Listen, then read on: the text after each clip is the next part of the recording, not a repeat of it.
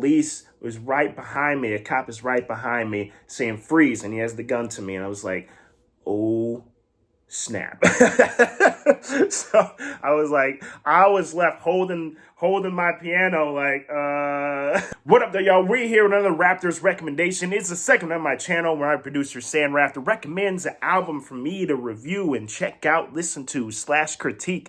And this week we're sticking to the hometown team here, 2 Detroit legends. We got Bronze Nazareth and Apollo Brown. Let's get it. One day we'll realize this was all a bad dream. I can't wait. So if you don't know Bronze Nazareth and Apollo Brown has major artist collabs, man. He's got songs with Ghostface Killah, Joell Ortiz, Guilty Simpson, Chance the Rapper. And Guilty Simpson also has songs with J Palm, who I have a song with. And then Apollo Brown also has a song with Valid, the rapper, who I also have a song with. So, I love seeing these web of connections in here. The whole Detroit area is connected. I'm on that web somewhere on the little itsy bitsy tiny bits of web, but I'm on there. And then we got Bronze Nazareth, who has projects with Ghostface Killah and King Crooked off of Shady Records, who was once in Slaughterhouse, which I love to see it, man. I mean, this is 2 legends collabing right here, a producer rapper album. I love this because it's so cohesive in the production area. And it definitely is 100%. But let's get into Funeral for a Dream, which is the title for the album. The title track on here talks about going and living your dream. What is stopping you from accomplishing your dream? But the title of the album is called Funeral for a Dream. So there's a little bit of a flip there in terms of what the album means and what the title track is talking about. By the way, it's like a sample. It's like a Wu-Tang style sample. A lot of Wu-Tang influence in here. A lot of DJ Premier influence. If you hear an Apollo Brown, it's going to kind of sound like that. That's the way it is. Whenever I hear samples over kind of boom bap style beats, I just always assume it goes back to a Wu-Tang influence. I have to assume that. But the next track is like the single of the album, which is Banshee Walk. There's a video for this, and the video kind of looks like my video for What Are You I did with J Palm. And it just looks like it was recorded in the exact same area, in the exact same style, which is kind of crazy. Man, another year and got deliveries as good as mine. At the bottom over nothing like I'm undefined. Hating on me, get the repenting. All y'all lost a drive like the whip rented. Yeah. A lot of connections on this album with me personally, which is definitely going to make me a little biased. I mean, I can't help it. But like Right There, for example, which is a song talking about a specific area in Detroit, and that is Grand River and Greenfield, and that is like a mile away from my house when I lived in Detroit for some 20 some odd years. But that was a mile away, and I was over there quite often. I used to record people over there. I used to travel around and record people, very dangerous method of recording people.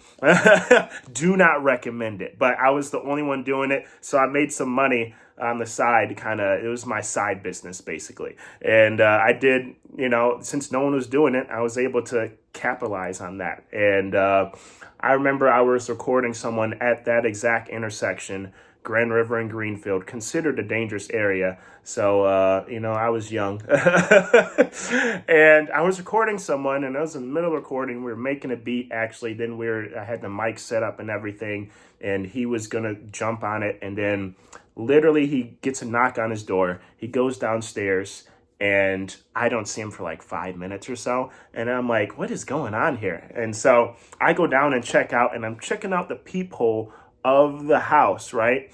And literally the police are getting ready to bust in the door, and I go to turn around, and the police was right behind me. A cop is right behind me saying freeze, and he has the gun to me. And I was like, oh snap. So I was left holding my piano like, I'm just here to record. This isn't my house. That's not my paraphernalia over there. That's not my weapons or it was wild. It was wild. I definitely look back on that, and realized how lucky I was to get out of that, because I was like, but they had been watching the house for a while, so they knew that I wasn't, associated with the house, because they don't just do raids, they had been watching the house for a while, know who it is, so it is what it is. But that was kind of scary, having a gun to my head and being in the middle of a police raid and not knowing what's going to happen to me when I just have all these things surrounding me, and I'm just left to answer all the questions, because the dude I was recording dipped, he had to. He got out of there and he dipped, and I was like, I don't know who it is, I don't know what his name is, I was just here to record, I don't know, I was not trying to snitch on nobody, so that was crazy, man. But yeah, that's Grand River and Greenfield. And he talks about that on Right There. Basically everything was right there. So yeah, man, crazy times. As for the standout tracks on here, other than the ones I mentioned, like Banshee Walk and Right There, we have Enough Lord, we have Albacore, Wheel of Misfortune, and my favorite one, which is Lavender. Lavender has a singer on the hook. Her name is Love Jones, and she does her thing on the hook, okay? And I love the juxtaposition between a great singer on the hook and a hardcore street rapper on the verses. So, I mean, you get both sides of the picture there, and you get in terms of sound, in terms of soundscape, So I love to see that. I love to hear that, So I want to see more of that on this album.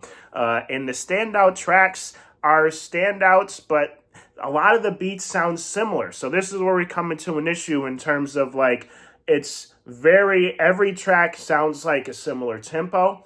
Every track sounds like a similar beat. If you heard the tracks on their own, you'd be like, oh, boy, is going on there. Bronze Nazareth can spit, man. He is very descriptive in terms of what he's doing, what he's wearing. He's painting a picture for you as you're listening to it. So if you really listen to what he's saying, he's describing little details on his jacket. He's describing what he's doing to the T, So very descriptive. That's kind of how he spits, I can feel that. And man, he just, the way he connects the words in terms of what he's doing and everything that's going on around him is great, impeccable, But when you have 10 songs that sound similar and there's no switch in the album, this is kind of where we get into an issue. I mean, Wheel of Misfortune kind of sounds different. Lavender has the singing over it, which is great. But other than that, there's a lot of similar vibes on this album. Both good and bad thing. I suppose that comes with the price of having a producer rapper collab album.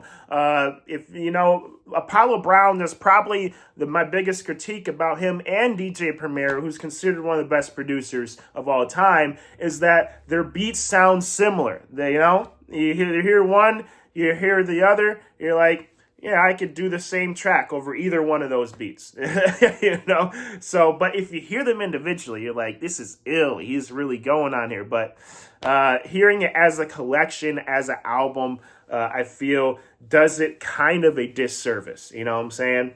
I feel like just a little bit of a switch up here would have done it a lot of benefit. So overall, man, this album starts off great, which is what you got to do when you start off an album. You got to put your best foot forward, which he does. And it ends great too, but by the end, you're tired of the same vibe kind of deal, And Bronze Nazareth, incredible rapper. Apollo Brown, incredible producer. Every single track on here, good. Looking at the track individually, incredible, Having them as a package deal is doing it a disservice. So out of 10, I got to give this thing a 6.5 out of 10. And I hate to do that because I love all the tracks. I love Apollo Brown. I love Bronze Nazareth. I'm from Detroit as well. We move in similar circles. We connected on this web I was talking about. But I got to keep it a buck, man. And we could do a 6.5. That's not bad.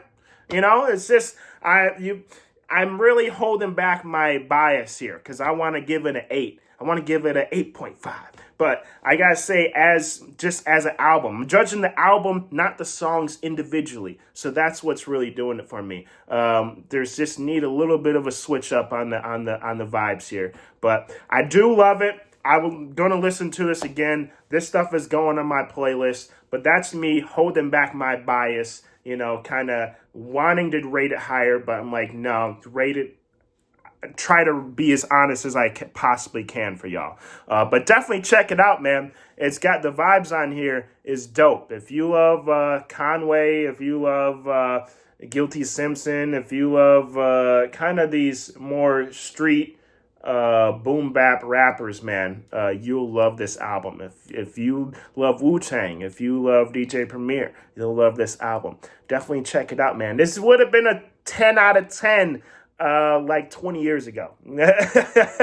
But we're in 2025, man. It is what it is, man. There's not very much here for the young crowd, unfortunately, so it is what it is. Let me know what y'all think about that.